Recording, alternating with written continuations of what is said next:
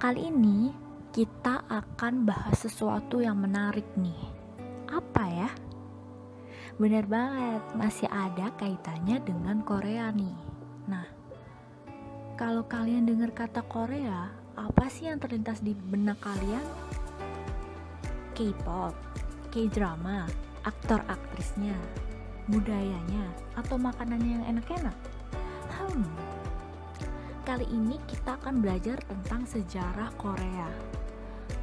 Pernah denger gak sih tentang Pulau Jeju? Pasti pernah dong buat kalian, apalagi yang pecinta Korea atau pecinta K-pop. Nah, sesuai dengan apa yang sudah kalian baca di layar, kali ini kita akan bahas sesuatu yang berbeda. Sesuatu yang benar-benar menyimpan misteri nih. Apa ya?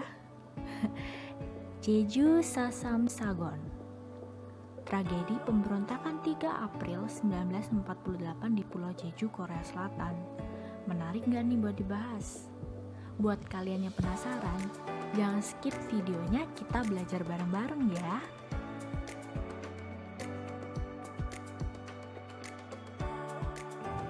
Ada yang bisa tebak gak? Ini gambar dari kota mana nih? Wah, bagus banget kan? Siapa sih yang nggak tahu ada kota paling eksotis di Korea Selatan ini? Kota apa ya? Yap, Pulau Jeju. Siapa nih yang punya mimpi buat bisa kesini?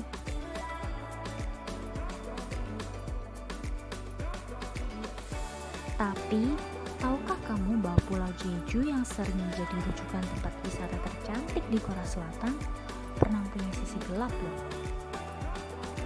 Hah? Apakah benar begitu? Kota secantik ini punya sisi gelap? Nah loh, sisi gelap yang kayak gimana ya? Mari kita cari tahu bareng-bareng. Sebelum kita menyelami lebih lanjut materinya, kita kenalan dulu nih sama teman-teman yang akan bantu kalian dalam kegiatan belajar bersama hari ini. Mereka adalah Garin Mary Melania, Hena Mila, dan Dinda Septa. Mereka bertiga adalah mahasiswi S1 Pendidikan Sejarah Universitas Negeri Surabaya. Video ini dibuat untuk memenuhi tugas mata kuliah Sejarah Asia Timur. Jadi hari ini kita bakal belajar bareng sama mereka. Excited kan? Makanya stay tune ya. Selamat datang di Pulau Jeju. Sugesti diri kalian ya kalau sekarang kalian ada di Pulau Jeju untuk mempermudah pembelajaran kita hari ini. Nah, di sebelah kanan tuh ada patung ikoniknya pintu masuk Pulau Jeju. Ada yang tahu nggak? Kira-kira nama patungnya apa ya?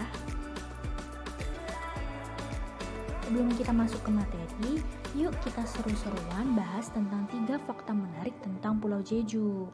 Kira-kira apa aja ya? Yang pertama, kalian udah pada dengar belum kalau Pulau Jeju masuk ke daftar warisan dunia UNESCO pada tahun 2007? Karena saking cantik dan istimewanya nih. Yang kedua, mereka punya patung ikonik yang jadi ciri khas di pintu masuk pulau ini. Ini nih yang aku tanya di video sebelumnya. Patungnya ini punya nama loh, namanya Doll Harubang.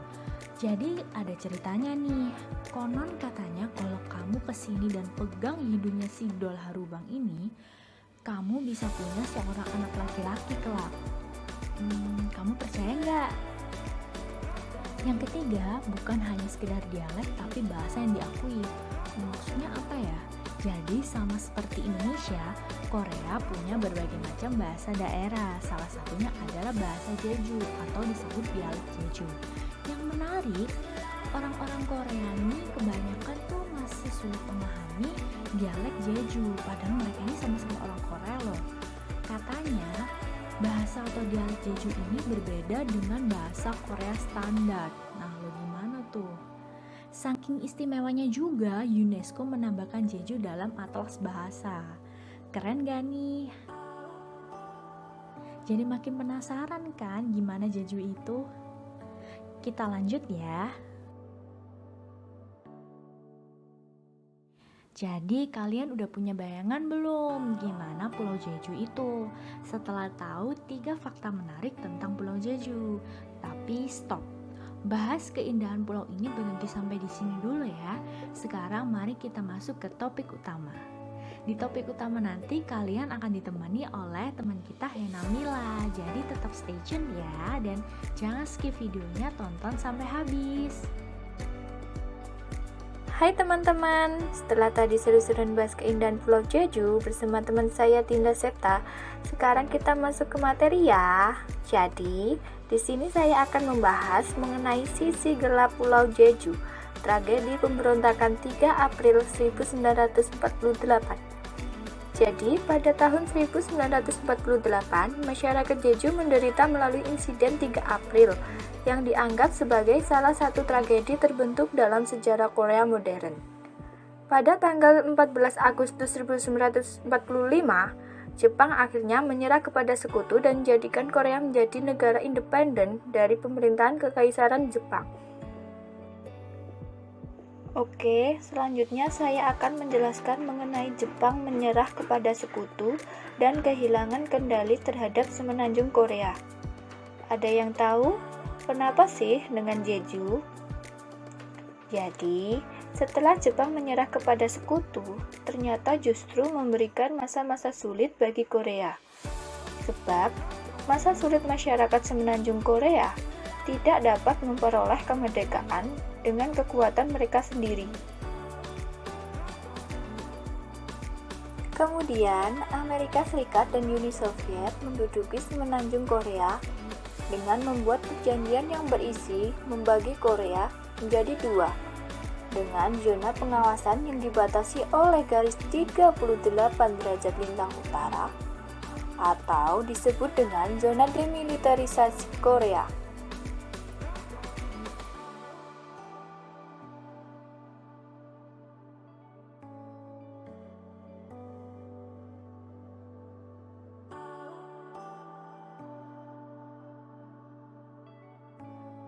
Hayo, ada yang tahu tidak gambar kedua ini?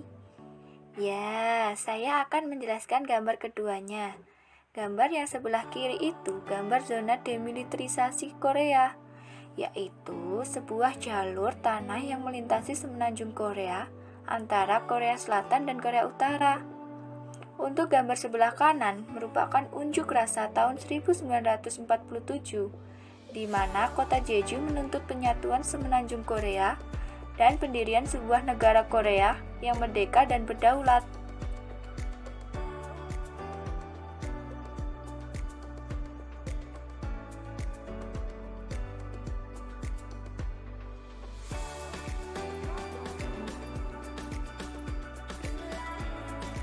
Jadi, pada slide ini merupakan gambaran ilustrasi warga Jeju yang menyampaikan aspirasinya yang berisi, mereka tidak ingin dibagi 2. Korea harus tetap merdeka dan berdaulat.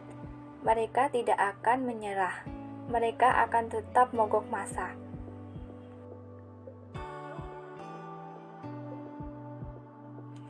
Selanjutnya, memasuki tahun 1948, Korea Selatan mengadakan pemilu tanpa ajak-ajak Korea Utara.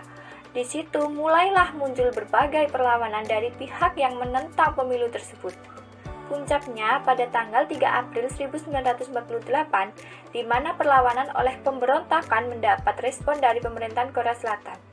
Polisi lalu menembaki warga yang disinyalir pemberontakan dan komunis. Tetapi malah berujung pada insiden tragis yang melibatkan warga sipil Jeju. Di topik selanjutnya, kalian akan ditemani oleh teman kita, Garin Mary. Jadi tetap stay tune ya, dan jangan skip video ini.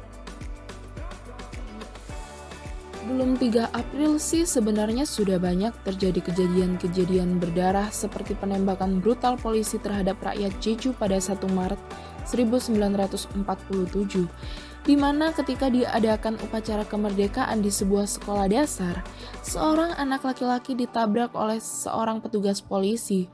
Polisi tersebut tidak memperhatikan anak kecil yang terluka itu dan pergi begitu saja, sehingga hal itu memicu kemarahan masyarakat yang marah, kemudian mengejar polisi tersebut dan melemparkan batu ke arahnya. Petugas polisi lain yang berada di menara pengawas stasiun polisi melepaskan tembakan ke arah kerumunan karena merasa teman mereka sedang terancam. Akibatnya, 6 warga sipil tewas dan luka-luka, kemudian 8 orang luka. Protes demonstrasi berlanjut karena diadakan pemilu sepihak tanpa melibatkan Korea Utara. Setelah terpilihnya Presiden Syngman Rhee pada Juli 1948, di dalam rezimnya beliau mempunyai target untuk membasmi orang-orang yang pro-komunis di pulau ini atau yang menentang pemilu. Tetapi dalam insiden ini berubah menjadi pembunuhan massal beserta kekerasan yang melibatkan banyak warga sipil menderita dan terbunuh loh. Setelah pembantaian itu, pemerintah Korea Selatan berusaha menutup akses informasi mengenai tragedi Jeju dari catatan sejarah dengan menyegel sebuah gua yang sempat dijadikan sebagai tempat pembantaian massal.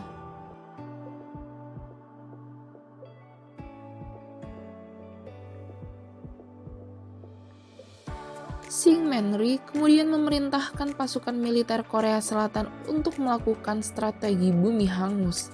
Tentara Korea Selatan juga kembali menyerang desa-desa di Pulau Jeju.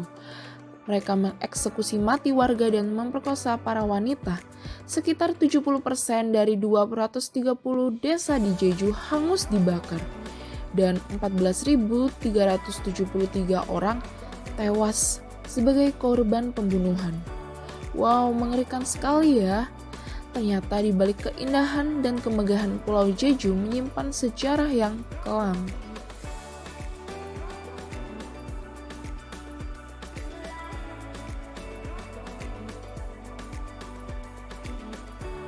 Keadaan super mengerikan ini terus berlanjut loh hingga pecahnya Perang Korea pada tahun 1950.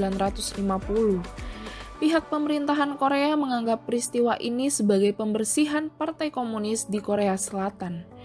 Puncaknya adalah 21 September 1954, ketika terjadinya penahanan di sekitar Gunung Halla, akhirnya terungkap. Terdapat sebanyak kurang lebih 30.000 warga sipil yang akhirnya dibunuh dan lebih dari 10% populasi Pulau Jeju termasuk anak-anak, wanita, dan manula dibunuh bahkan dibakar hidup-hidup di dalam gua.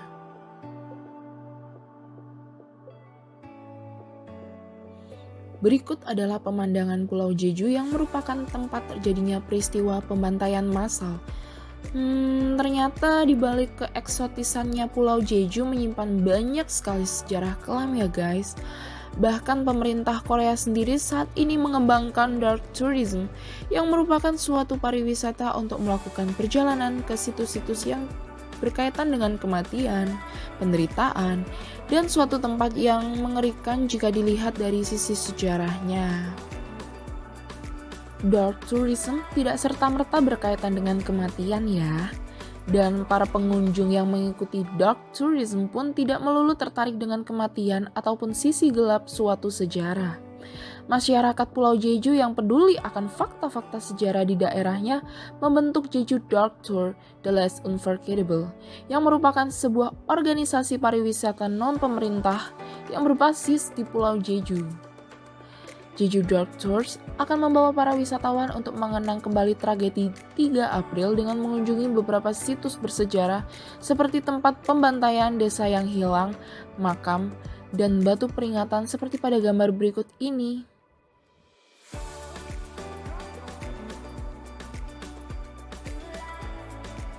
Terus gimana sih respon pemerintahan Korea Selatan di balik peristiwa di Pulau Jeju tersebut? Melansir dari berita CNN, pemerintah Korea Selatan sudah minta maaf loh atas insiden pembantaian di Pulau Jeju. Dan untuk sekarang ini, Pulau Jeju menjadi objek pariwisata unggulan Korea Selatan.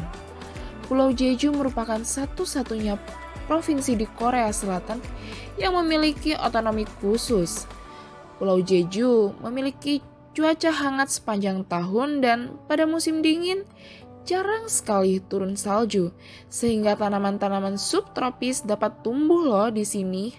Wow, menarik sekali ya guys. Terima kasih udah mau mampir ke video kita. Jangan lupa komen, like, and subscribe ya, biar kita makin semangat nih update tentang sejarah di dunia maupun di Indonesia. Bye, Viva History!